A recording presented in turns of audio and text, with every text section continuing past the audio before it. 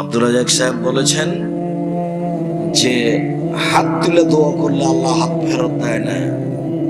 যখন চাইবেন তখন এভাবে চাইবেন, হাতটাকে মিলে থাকবে, থাকতে পারো, হাতটাকে ফাঁকা থাকবে, থাক। শুধু বলা হয়েছে হাত তুলবে যখন স্বাভাবিক কাঁধ সামনাসামনি হবে, আর যখন বলবে এখনই দাও, এখনই দেওয়া লাগবে, তখন এভাবে উঠাতে হবে। আগে দাও তারপরে কোনো কথা, তখন এভাবে উঠাতে হবে। আর বলার ঢঙ্গে ইসমে আজম করতে হবে। আগে ইসমে আজম কোনটা? আল্লাহুম্মা ইন্নী আসআলুকা বিআন্নাকা আনতাল্লাহ লা ইলাহা ইল্লা আনতাল আহাদুস সামাদুল্লাযী লাম ইয়ালিদ ওয়া লাম ইউলাদ ওয়া লাম ইয়াকুল লাহু কুফুয়ান আহাদ। বলছি এটা মুখস্থ নেই, করতে হবে 24 ঘন্টার মধ্যে করতে হবে। কোথায় পাওয়া যাবে? আইনে রাসূল সাল্লাল্লাহু আলাইহি ওয়াসাল্লাম দোয়া অধ্যায় বইয়ে পাওয়া যাবে।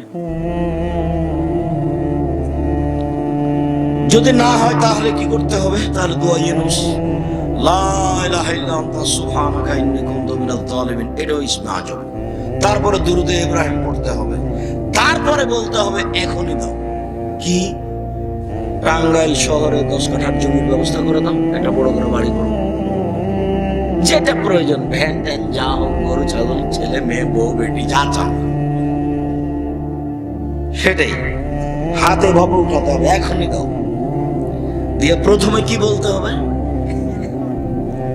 ইসমে আজম, তারপরে দুরুদে ইব্রাহিম। আরে ওটা তো আরেকটা।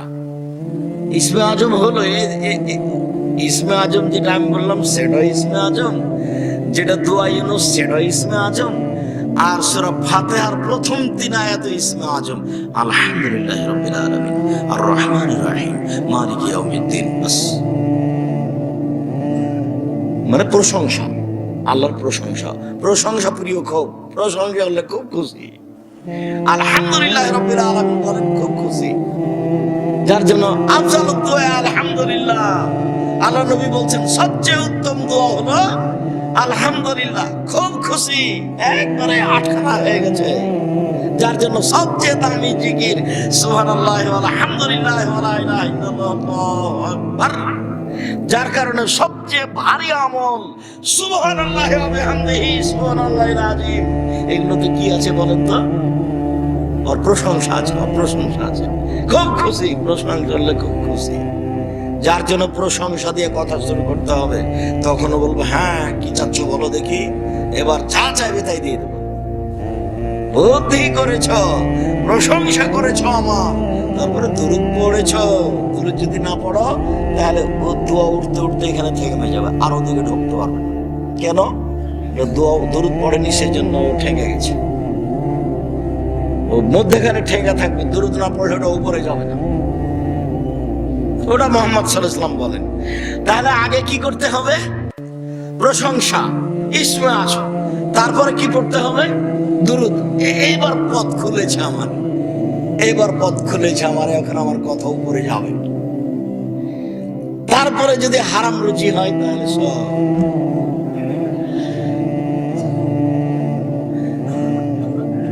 লোকটা বিপদে আছে, বিপদে পড়লে আল্লাহ যা বলেন সেটাই শুনে নেন। লোকটা মুসাফির, মুসাফির মানুষ যা বলে সেটা আল্লাহ শুনে নেন। হাত তুলে বললে মানুষ যা বলে, হাত তুলে যখন বলে তখন খালি হাত ফিরে দিতে লজ্জা হয় না। লোকটা হাত তুলে দোয়া করছে আমার দরবারে, আমার লজ্জা হয়, যাও যাও দিলাম, যাও। তো লোকটা হাত তুলে বলছে, এরপরে একটাও হলো না। কেন? খাদ্য আছে হারাম, পানি আছে হারাম, পোশাক আছে হারাম, বিবেক নির্বাহ হারাম। আমি শ্বশুরের কাছে টাকা যৌতুক নিয়ে বিবাহ করতে রাজি নই।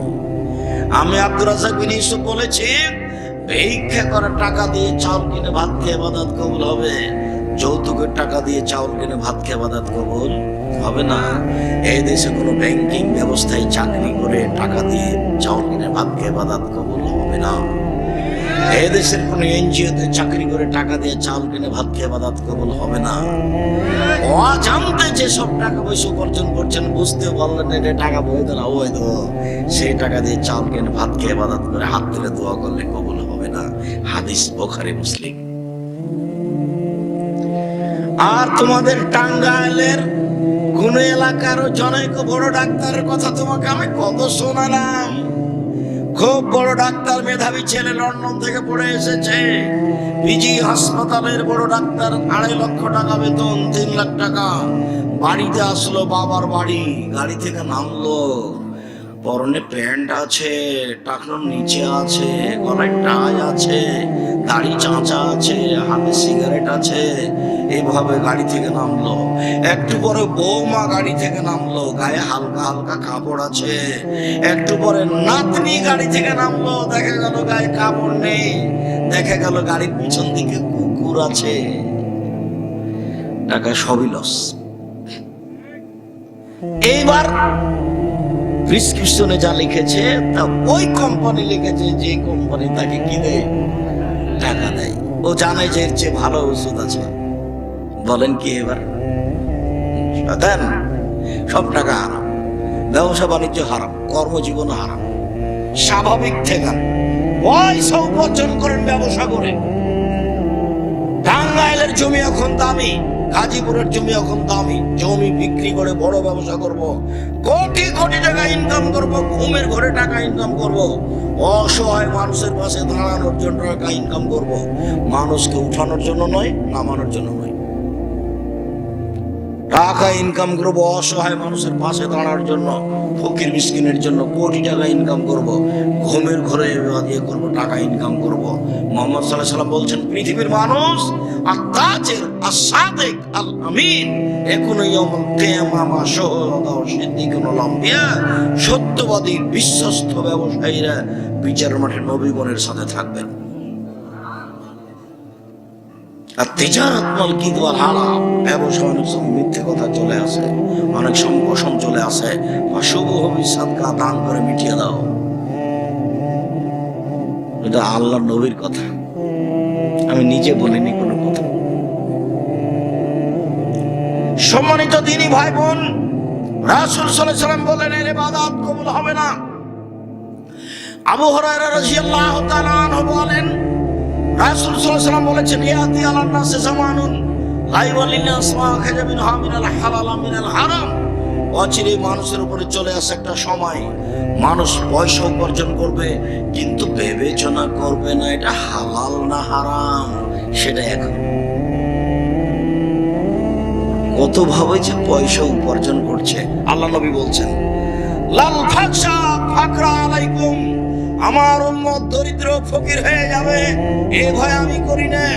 ওয়ালাইকুম আসসালাম, আমার উম্মত পুরুষ নারী শুনে রেখো, আমি তোমাদের উপরে ভয় করে আশঙ্কা করি যে বসতাত আলাইকুমুদ দুনিয়া কামা বসতাত মান কানা কাবলাকুম, পৃথিবী তোমাদের সামনে তুলে ধরা হবে প্রযুক্তি আর প্রযুক্তি, টাকা আর টাকা। দেখবা শুধু প্রযুক্তি আর প্রযুক্তি, টাকা আর টাকা।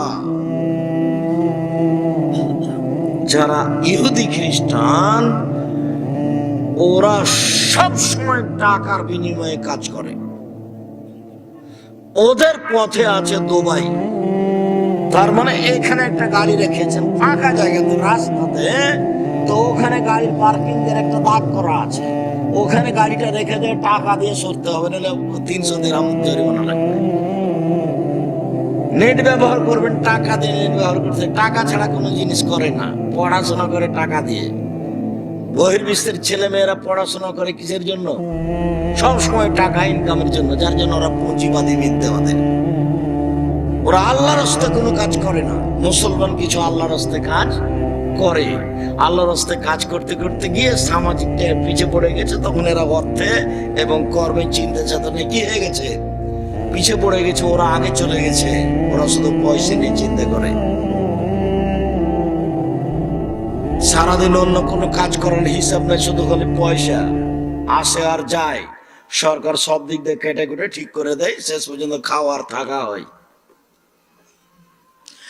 সম্মানিত দিনী ভাই বোন, বলছিলাম মানুষ দেখবে প্রযুক্তি আর প্রযুক্তি, টাকা আর টাকা। মানুষ এভাবে পয়সা উপার্জন করতে যাবে, তখন পৃথিবী তাকে ধ্বংস করে দিবে। বুঝতে পারবে না এই প্রযুক্তি বৈধ না অবৈধ।